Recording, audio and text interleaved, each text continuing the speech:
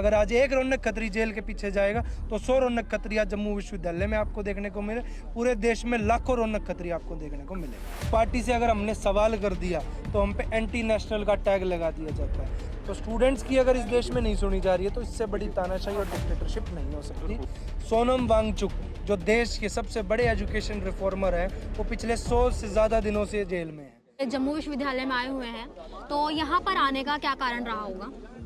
कारण आज पूरे देश के सामने है कि किस प्रकार से एजुकेशन को प्राइवेटाइज करके बेच दिया है। सरकारी संस्थाएं जो एक टाइम पे गरीब बच्चों के लिए, गरीब माँ बाप को अपने बच्चे पढ़ाने के लिए जो संस्थानों को इस्तेमाल किया जाता था कि हमारे बच्चे जाके पढ़ेंगे, उन संस्थानों में फ़ी हाइक के मसले, सेफ्टी सिक्योरिटी के मसले, इंफ्रास्ट्रक्चर के मसले, एजुकेशन रिफॉर्म्स के मसले, वो सब हमारे सामने हैं।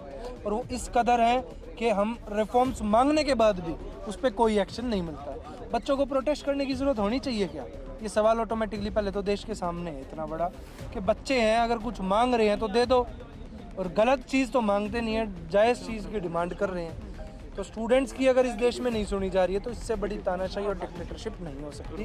तो डिक्टेटरशिप के खिलाफ पूरे देश में आज एक क्रांति का आगाज़ हमने जम्मू से किया है, इसलिए जम्मू यूनिवर्सिटी आए जी। और आपने यहाँ पर उड़ान का जिक्र किया, तो उड़ान से क्या तात्पर्य है? उड़ान uniting students, reforming education, students के अंदर एकता लाएंगे और शिक्षा में बदलाव लाएंगे। ये है उड़ान का मतलब। जो उड़ान हमारी सरकार ने, हमारे शिक्षा मंत्री ने रोकी है स्टूडेंट्स की, जो बच्चा उड़ना चाहता है, जो बच्चा पढ़ना चाहता है, जो बच्चा नई नई स्किल सीखना चाहता है, हमारे एजुकेशन सिस्टम ने उसका गला घोटा है। तो उस उड़ान को हम फिर से उड़ाएंगे, कोई बच्चे की उड़ान रुकेगी नहीं। ये इस उड़ान का मकसद है और इसकी आज हमने शुरुआत की है। जी, आप एक युवा नेता है और आप दिल्ली विश्वविद्यालय के प्रेसिडेंट रह चुके हैं, और आपने दिल्ली यूनिवर्सिटी के लिए बहुत से कार्य भी किए हैं और लगातार आप और यूनिवर्सिटीज़ के लिए भी कार्य करते आ रहे हैं। उसके अलावा आपको काफ़ी चुनौतियों का भी सामना करना पड़ा होगा और आपको काफ़ी आलोचनाओं का भी सामना करना पड़ा है। तो आप अपने आलोचकों को और उन आलोचनाओं को किस तरह से देखते हैं? देखिए, आलोचना होती रहेंगी, हमें फ़र्क नहीं पड़ता। आलोचना करते हैं जो पार्टी के चमचे हैं, जो पार्टी के दलाल हैं, जिनकी पार्टी सत्ता में है। उस पार्टी से अगर हमने सवाल कर दिया तो हम पे एंटी नेशनल का टैग लगा दिया जाता है। अगर उनसे जवाबदेही मांग ली तो देशद्रोही साबित कर दिया जाता है। सोनम वांगचुक जो देश के सबसे बड़े एजुकेशन रिफॉर्मर हैं, वो पिछले 100 से ज़्यादा दिनों से जेल में है।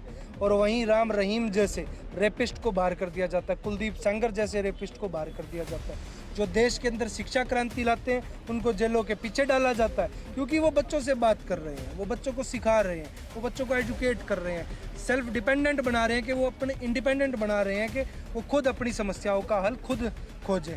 तो ऐसे लोगों को तो जेल में डालने का काम हमारी सरकार करती है, पर हम इन चुनौतियों से डरते नहीं हैं।